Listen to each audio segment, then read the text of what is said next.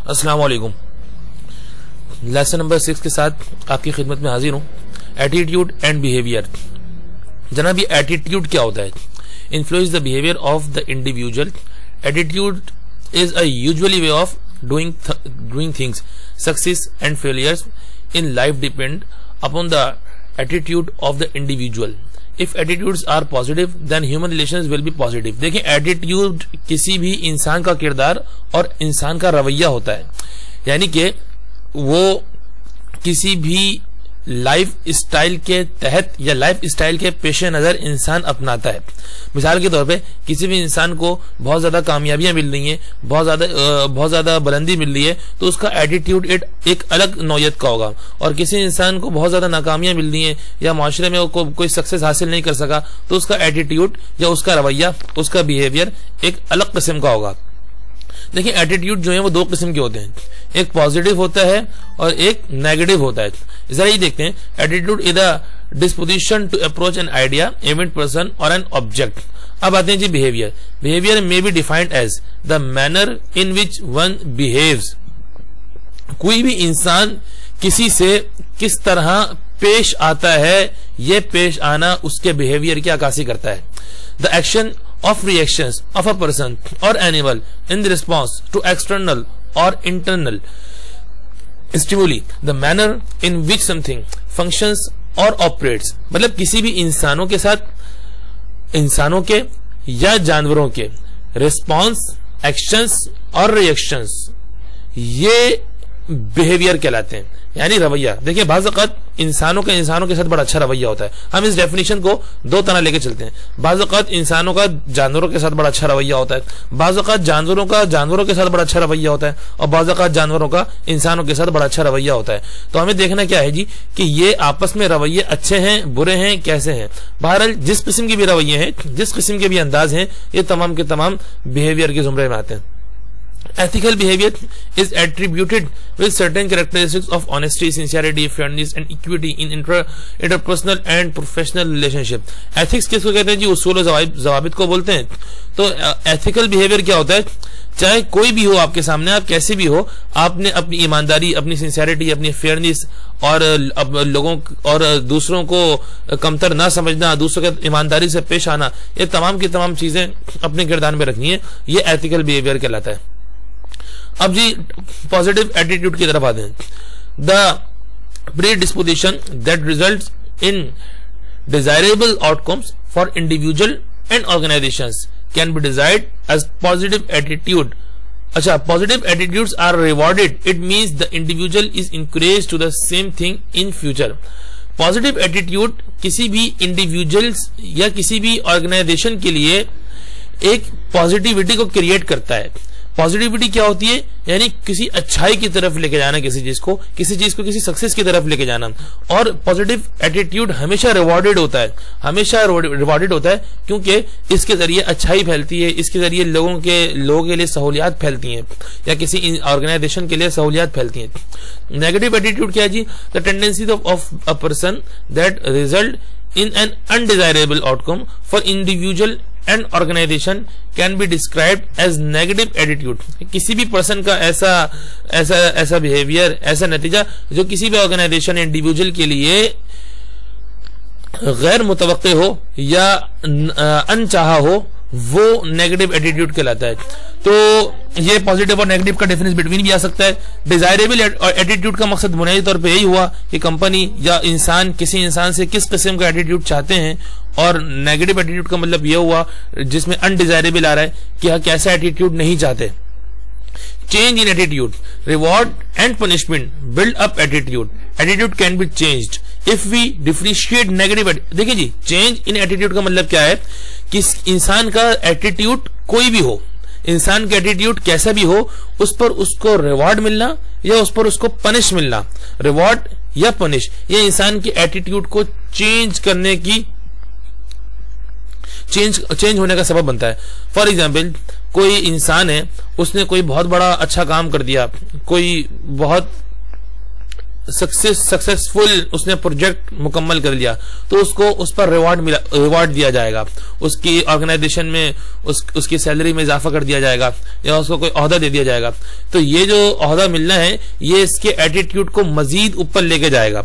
और अगर उसको कोई ऐसा काम हुआ कि उसको पनिश मिल गई तो क्या होगा जी, ये एटीट्यूड उसको मजीद जो है वो अपने गलत चीजों को, बुराई को छोड़ने की तरफ लेके जाएगा। तो एटीट्यूड में रिवॉर्ड, चेंज इन एटीट्यूड में रिवॉर्ड और पनिशमेंट, इन दोनों का जो है अमल दखल शामिल है। अब आते हैं जी formation of attitude. Individual attitudes develop through the interaction of complex force and learned, and what is learned can be unlearned और changed. We develop our attitudes from copying those people who are important to us. देखिए जी, formation of attitude का मतलब यह है कि हम अपने एटीट्यूड को खुद डेवलप करने वाले बने और हालात के एतबार से और लोगों को देखकर इन तमाम चीजों से अपने एटीट्यूड में जिद्दत लाने की कोशिश करें, वो चीजें लाने की कोशिश करें जिनसे लोगों को फायदा पहुंचे। यानी कि अपने एटीट्यूड को सारी दुनिया से अलग थलग न रखें, बल्कि लोगों को देख के और हालात को देख के अपने एटीट्यूड को डेवलप करने वाले बने, जो पब्लिक के लिए इंटरेक्शन का बायसी बने। अब आते हैं जी why concern for attitude. For any change, growth और development, positive attitude towards change in critical. Without the positive attitude towards change, development और ग्रोथ इज वेरी डिफिकल्ट। तो भाई एटीट्यूड को कंसर्न इसलिए करना है, इसलिए इन्होंने पूछा गया एटीट्यूड का कंसर्न क्यों। इन्होंने कहा भाई कंसर्न इसलिए कि किसी भी किस्म का एटीट्यूड जो होना चाहिए, और एटीट्यूड जो है जो पॉजिटिव होता है तो वो डेवलपमेंट का सबब बनता है, ग्रोथ का सबब बनता है। और जब एटीट्यूड नेगेटिव होता है तो वो डेवलपमेंट और ग्रोथ के लिए मुश्किलात की खड़ी करता है। अच्छा जी, अब आता है जी how to change attitude. Negative attitude towards change will disrupt the process of change. Information alone is not sufficient to change attitudes toward a new idea or practice. उन्होंने कहा कि भाई हम एटीट्यूड को चेंज कैसे कर सकते हैं। भाई चेंज एटीट्यूड करने के लिए सबसे पहले तो इस बात को याद रखना है कि आपने हमेशा अपना नेगेटिव एटीट्यूड चेंज करना है। अगर आपका पॉजिटिव एटीट्यूड है तो आपने कभी चेंज नहीं करना। नेगेटिव एटीट्यूड चेंज किस तरह होगा जी, नए आइडियाज से चेंज होगा, नई चीजों को देख के चेंज होगा, नए आइडियाज की प्रैक्टिस करने से चेंज होगा। कॉग्निटिव अप्रोच क्या होती है? Focus on changing the way people think about an entity or object. This is done through information, persuasive communication, through introducing conflict or dissonance between the existing attitude and the new one. यानी कि cognitive approach का मतलब, अब देखिए approach का मतलब होता है ताल्लुकात, राब्ताकारी या किसी चीज तक रसाई हासिल करना। तो कॉग्निटिव अप्रोच का जो सबसे बेस्ट फॉर्म है वो ये है कि दूसरों के जो एटीट्यूड्स हैं उन पे अपनी नजर को फोकस किया जाए और दूसरों से जो इन्फॉर्मेशन हासिल हो रही है उनके ऊपर जो है वो फोकस हो और कम्युनिकेशन जो है आपकी अट्रैक्टिव हो। ये आपके लिए, आपके एटीट्यूड के लिए फायदेमंद साबित होंगी और यही कॉग्निटिव अप्रोच है। बिहेवियरल अप्रोच क्या है जी? Focus reward and punishments for certain attitudes and behaviour. It can be used at homes, school, organisations. Behavioural approach क्या है जी? ये बिहेवियरल अप्रोच जो है ये किसी भी रिवॉर्ड या पनिशमेंट के जरिए तकमील तक पहुंचती है, जिसमें ज्यादातर स्कूल, होम या ऑर्गेनाइजेशन शामिल है। अगर किसी का एटीट्यूड जो है वो दुरुस्त नहीं है या किसी का एटीट्यूड दुरुस्त नहीं है तो उसको अपने बिहेवियर से दुरुस्त करने की कोशिश की जाती है, या तो रिवॉर्ड देके या पनिशमेंट करके। सोशल अप्रोच क्या है जी? Focus on our tendency to copy the beliefs and behaviours of the other role models shown on television and in the neighborhoods. Our example, people change their residence, shift from old local cities, mohallas, to modern local cities to learn new values and bring change in their attitudes. Social approaches में मतलब ये होता है कि अवाम जो है वो अपनी क्लास को मेंटेन करने की कोशिश करती है अपनी, और इस क्लास में उनका एटीट्यूड जो है वो चेंज होता है। फॉर एग्जांपल ये टेलीविजन के जरिए, मीडिया के जरिए जो मीडिया वर्कर्स हैं, टेलीविजन स्टार्स हैं, इनको देख देख के आवाम जो है ना अपने एटीट्यूड को चेंज करती है, और बाज़ औक़ात आवाम जो है वो अपने एरियाज को चेंज करती है। अगर किसी पुराने एरिया में रहती है तो उसका दिल चाहता होगा कि हम किसी बड़े एरिया में जाएं ताकि वहां के नॉर्म्स को सीख सकें, बड़े लोगों के दरमियान उठना बैठना है ताकि हमारा एटीट्यूड जो है वो इन लोगों की तरह हो जाए। अच्छा जी, step toward change in attitude. Attitude change करने के स्टेप्स क्या क्या हैं? देखिए, आइडेंटिफाई द ऑब्जेक्ट्स को आइडेंटिफाई करना चाहिए ताकि जो हमारी पर्सनल डिजायर्स हैं वो कंप्लीट हो सके। अच्छा, introduce information about which individual agrees.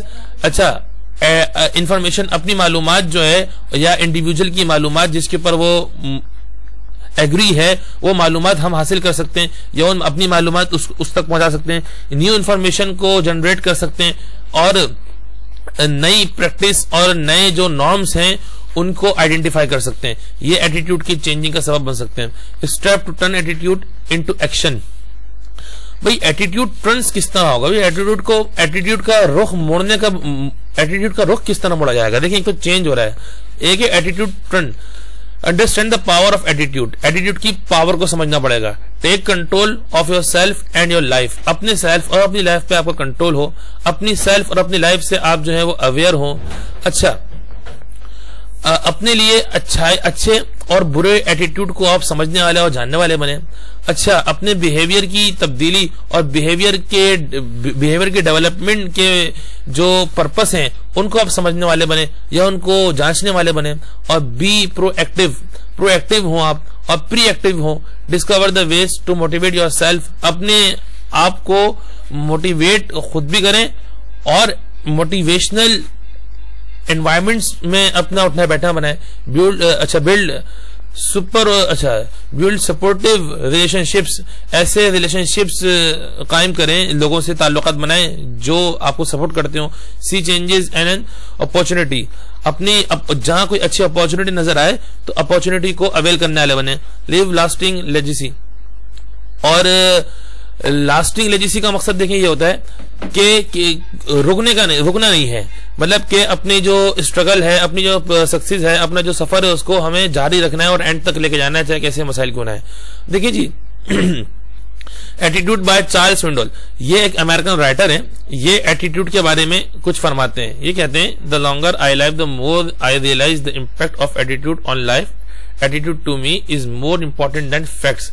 It is more important than the past, the education, the money, the circumstances, the failures, the success, than what other people think or say or do. देखिए, इन्होंने साफ बात ही की है कि मैंने दुनिया को फैक्ट से इतना नहीं समझा है, मैंने दुनिया को रियलिटी से इतना नहीं समझा है, बल्कि दुनिया मेरे सामने सबसे ज्यादा खुली किस तरह है जब मैंने लोगों के रवैये, लोगों के एटीट्यूड एंड लोगों के बिहेवियर देखना शुरू किए हैं। तालीमी एतबार से, पैसों के एतबार से, हालात के एतबार से, फेलियर्स और सक्सेस के एतबार से। और फिर मैं इस नतीजे पे पहुंचाऊं कि I am convinced that life is 10% what happens to me and 90% how. यानी दुनिया 90% कैसी है उसका सिर्फ 10% जो है ये इन रियलिटी और फैक्ट से खुलता है, और 90% जो है दुनिया की जो हकीकत है वो लोगों के बिहेवियर, लोगों के एटीट्यूड्स और लोगों के रवैये खोल देते हैं।